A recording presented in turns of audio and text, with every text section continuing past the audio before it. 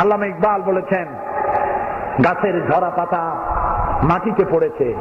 এই ঝরা পাতাগুলো দেখে আল্লামা ইকবাল বলছেন, ঝরা পাতা, ঝড় থেকে ভয় পেও না, এ ঝড় এসেছে তোমাকে মাটি থেকে উপরে উঠাবার জন্য। সুতরাং যে ঝড় ইসলামের বিরুদ্ধে এসেছে, এই ঝড় এসেছে এই জন্য বাংলাদেশের এমন কোন ঘর থাকবে না যেখানে জামাত ইসলামী পৌঁছাবে না।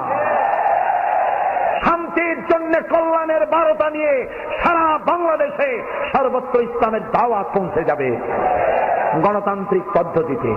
শুনিয়ে যাই কোরআন সামনে নিয়ে আপনাদেরকে, এই গণতান্ত্রিক পদ্ধতি মধ্য দিয়ে কোরআনের আইন বাংলাদেশে প্রতিষ্ঠা করার জন্য যদি 100 বছর জামাত ইসলামীকে অপেক্ষা করতে হয়, জামাত ইসলামী 100 বছর অপেক্ষা করবে, তবুও সন্ত্রাস এবং চরম পন্থা অবলম্বন করবে না, করবে না, করবে না।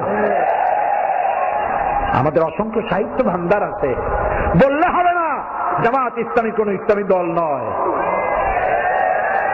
যিনি বলেন তিনিও কিয়ামতে উঠবেন, আমরা উঠব। আমি 50 বছর কোরআনে কারীমের খেদমত করি, আর 1973 সনে জামাতের রুকন হয়েছি। জামাত যদি সাহাবীদের বিরুদ্ধে হবে, জামাত যদি রসুলের বিরুদ্ধে হবে, আমার 50 বছরের একটা ওয়াজের মধ্যে সাহাবী আর রসুলের বিরুদ্ধে কোনো কথা থাকা স্বাভাবিক ছিল না? আছে কোথাও? আমার পা থেকে শুরু করে মাথা পর্যন্ত সুন্নতের কোনো অভাব আছে? সরসিনা মাদ্রাসায় পড়েছি, খুলনায়ও পড়েছি। ওই যে জামা কাপড় পাইছি, বহুরূপী কোনোদিন হই নাই, যেরকম দাড়ি ওই রকমই আছে। আপনারাই তো দেখতেছেন, উল্টো পাল্টা দেখছেন, উল্টো পাল্টা দেখছেন। আমাদের আকীদা খারাপ। কি খারাপ হয়েছে আকীদা? আমার কোন নেতা আকীদা খারাপের কথা বলেছে? আমার নিজামী সাহেব, মুজাহিদ সাহেব, আমার এমপিরা, আমার নেতৃবৃন্দ, আমার গোলাম আজম সাহেব কে বলেছেন সাহাবীদের বিরুদ্ধে জানতে চাই? কে বলেছেন নবীর বিরুদ্ধে? আপনারা বলেন জামাত ইসলামী কোন ইসলামী দল নয়।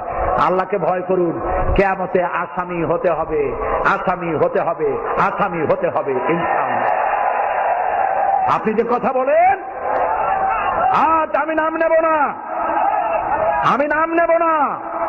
আপনি যে কথা বলেন, সেই আপনি কথা বলেন দিলীপ বড়ুয়ার ভাষায়, আপনি হুজুর, আপনি কথা বলেন রাশেদ খান মেননের ভাষায়, আপনি কথা বলেন সাইফুদ্দিন মানিকের ভাষায়, আপনি কথা বলেন শেখ হাসিনার ভাষায়। তাই জাতি মনে করে হয় আপনি ভারতের দালাল, আর না হয় আওয়ামী লীগের বেটি। আপনি কিচ্ছু করতে পারবেন না।